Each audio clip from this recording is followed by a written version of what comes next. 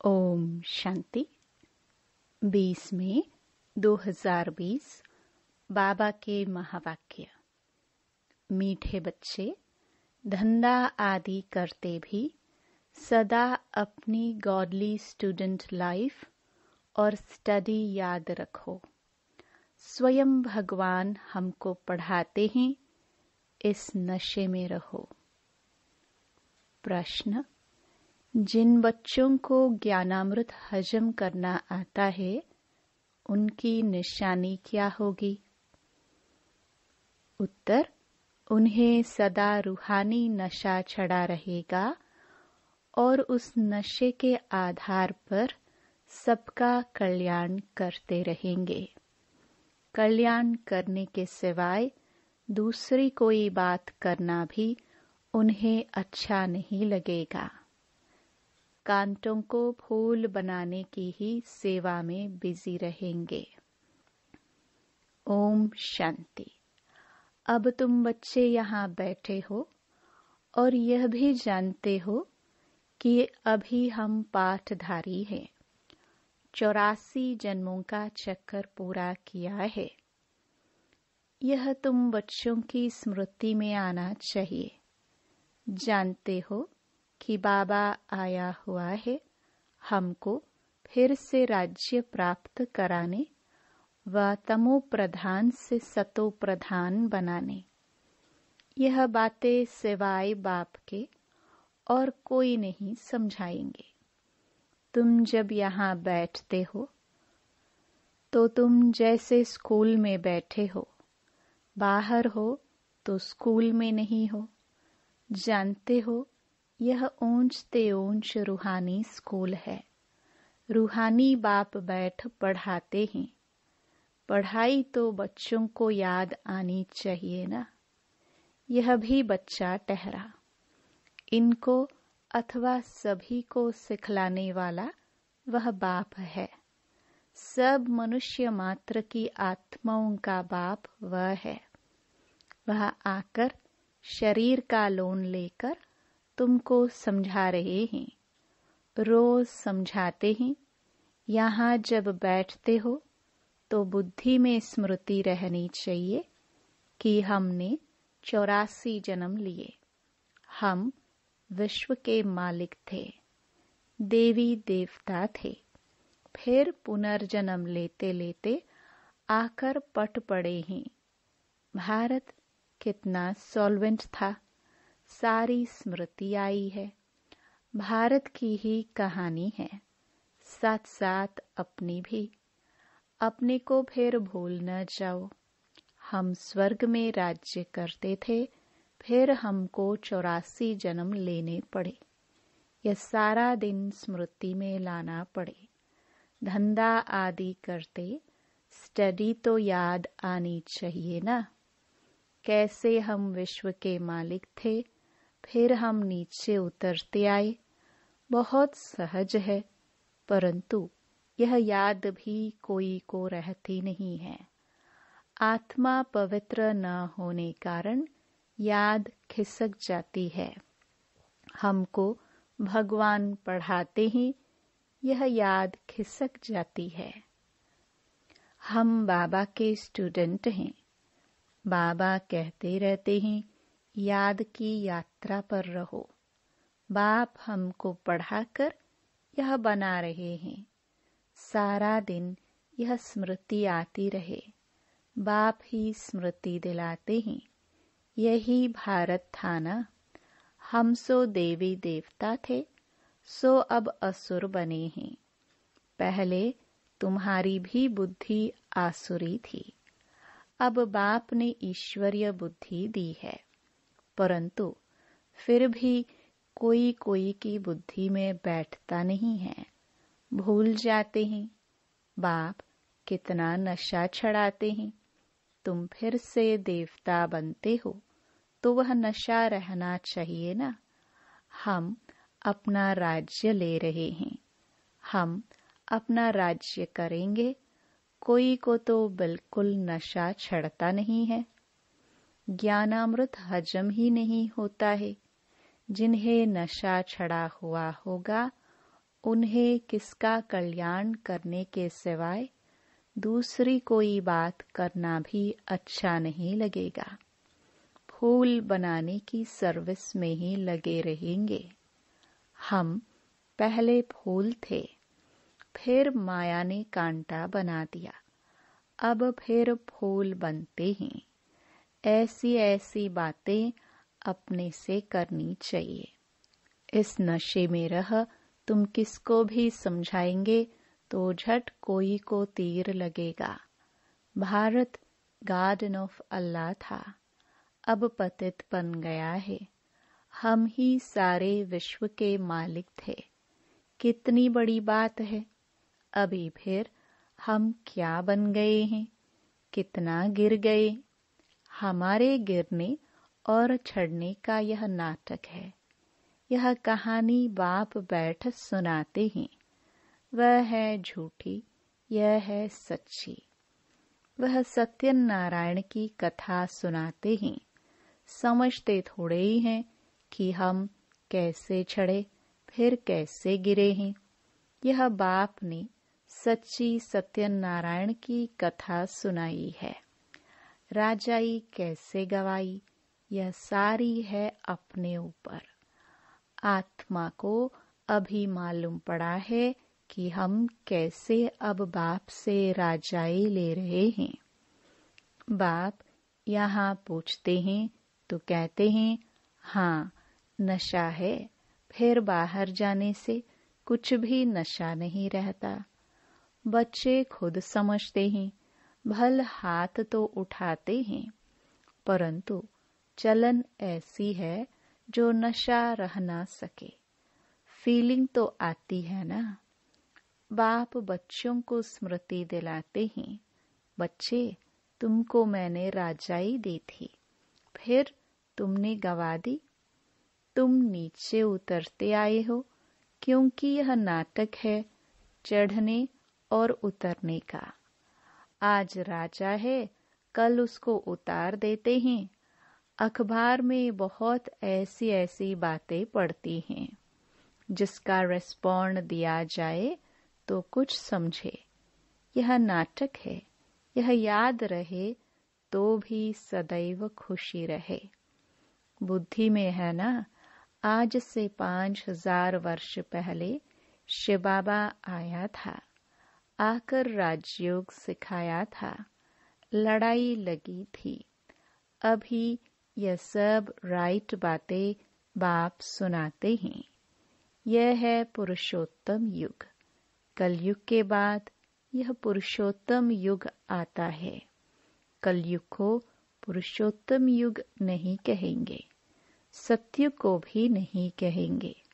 आसुरी संप्रदाय और दैवी संप्रदाय कहते हैं।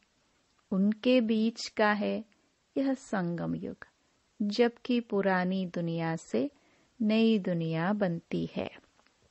नई से पुरानी होने में सारा चक्कर लग जाता है। अभी है संगम युग। सतयुग में देवी देवताओं का राज्य था, अब वह है नहीं। बाकी अनेक धर्म आ गए हैं।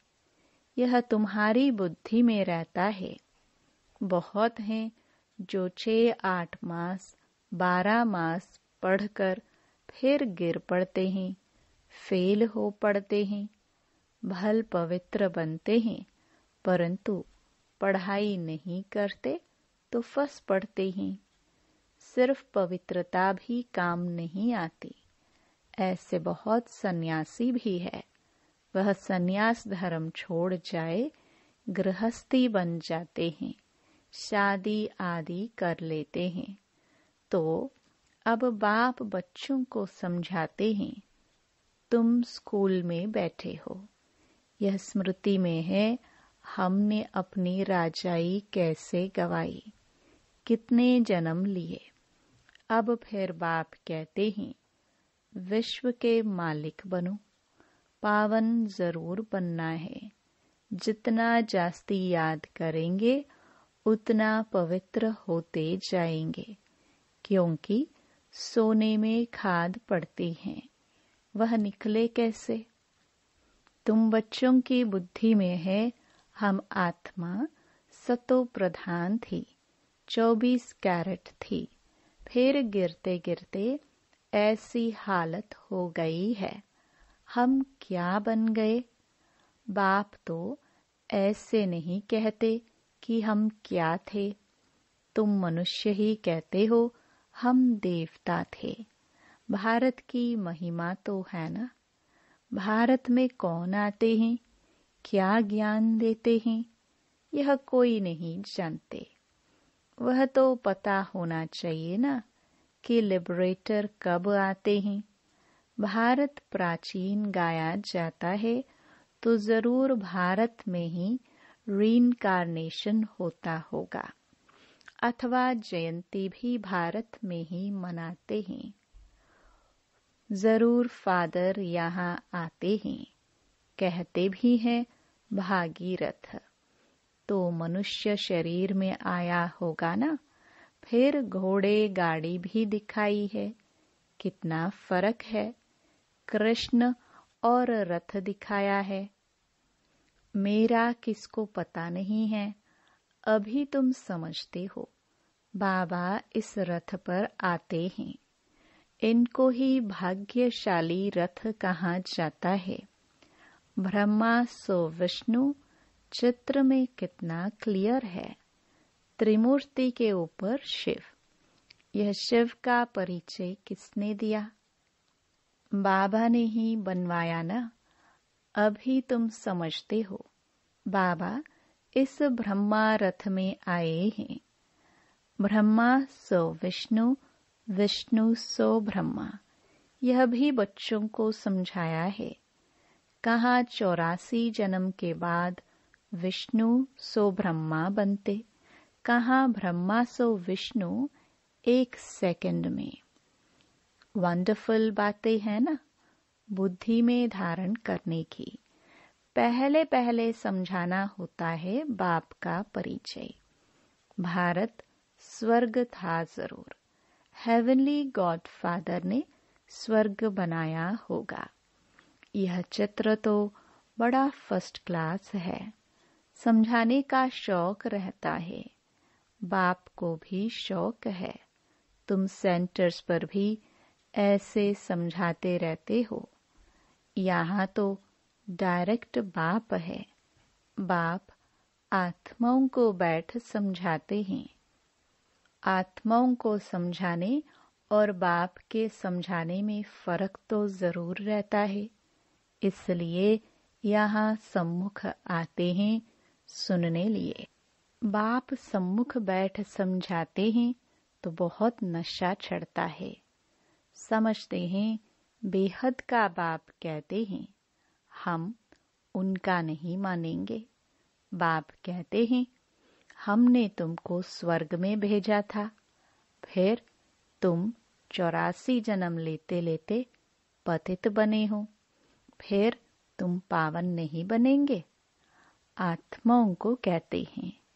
कोई समझते हैं बाबा सच कहते हैं, कोई तो झट कहते बाबा हम पवित्र क्यों नहीं बनेंगे। बाप कहते हैं मुझे याद करो तो तुम्हारे पाप कट जाएंगे, तुम सच्चा सोना बन जाएंगे। मैं सभी का पतित पावन बाप हूँ। तो बाप की समझानी और आत्माओं की, बच्चों की समझानी में कितना फर्क है। समझो कोई नए आ जाते हैं, उनमें भी जो यहाँ का फूल होगा तो उनको टच होगा। यह कहते ठीक है। जो यहाँ का नहीं होगा तो समझेगा नहीं। तो तुम भी समझाओ। इस आत्माओं को बाप कहते हैं तुम पावन बनो। मनुष्य पावन बनने के लिए गंगा स्नान करते हैं, गुरु करते हैं, परंतु पतित पावन तो बाप ही है। बाप आत्माओं को कहते हैं कि तुम कितने पतित बन गए हो। इसलिए आत्मा याद करती है कि आकर पावन बनाओ। बाप कहते हैं मैं कल्प कल्प आता हूँ। तुम बच्चों को कहता हूँ, यह अंतिम जन्म पवित्र बनो। यह रावण राज्य खत्म होना है। मुख्य बात है ही पावन बनने की। स्वर्ग में विष होता नहीं। जब कोई आते हैं तो उनको यह समझाओ कि बाप कहते हैं अपने को आत्मा समझ, मुझ बाप को याद करो तो पावन बन जाएंगे। खाद निकल जाएगी। मन मना भव अक्षर याद है ना। बाप निराकार है, हम आत्मा भी निराकार है। जैसे हम शरीर दूसरे सुनते हैं, जैसे हम शरीर द्वारा सुनते हैं, बाप भी इस शरीर में आकर समझाते हैं। नहीं तो कैसे कहे कि मामेकम याद करो। देह के सभी संबंध छोड़ो।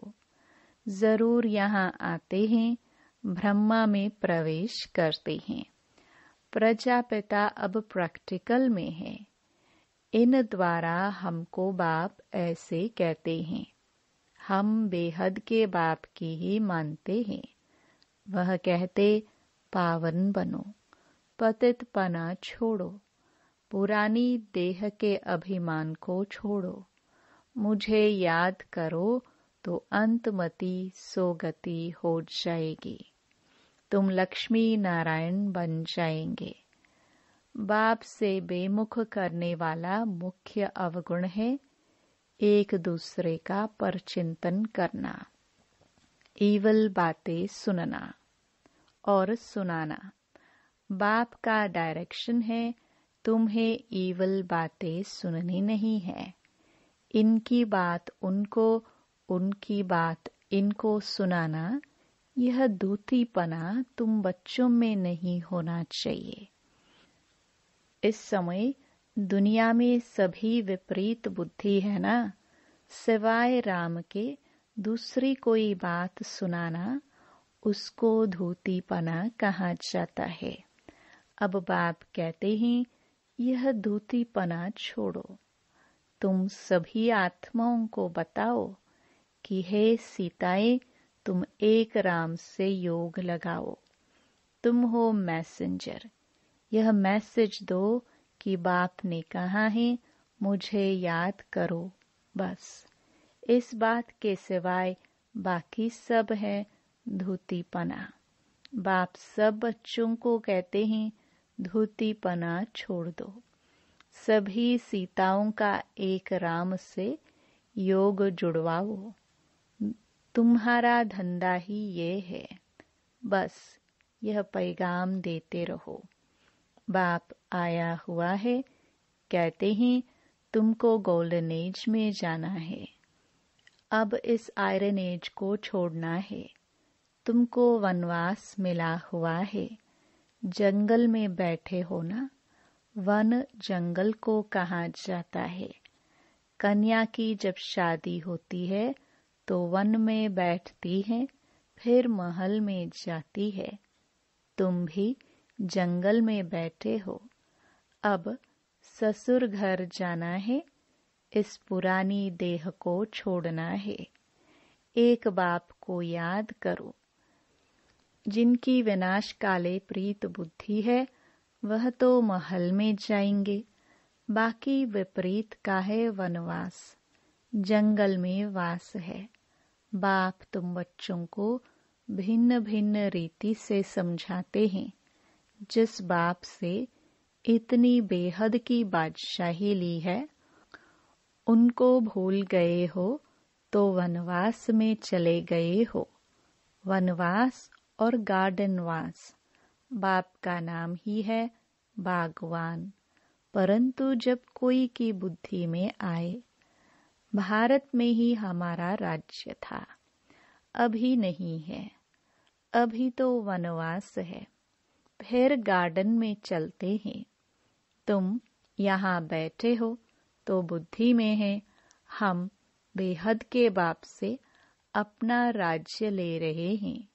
बाप कहते हैं मेरे साथ प्रीत रखो फिर भी भूल जाते हैं। बाप उल्हाना देते हैं, तुम मुझ बाप को कहाँ तक भूलते रहेंगे? फिर गोल्डन एज में कैसे जाएंगे? अपने से पूछो, हम कितना समय बाप को याद करते हैं? हम जैसे कि याद की अग्नि में पड़े हैं, जिससे विकर्म विनाश होते हैं। एक बाप से प्रीत बुद्धि होना है। सबसे फर्स्ट क्लास माशुक है, जो तुमको भी फर्स्ट क्लास बनाते हैं। कहाँ थर्ड क्लास में भिखारियों मिसल ट्रैवल करना, कहाँ एयर कंडीशन में, कितना फर्क है।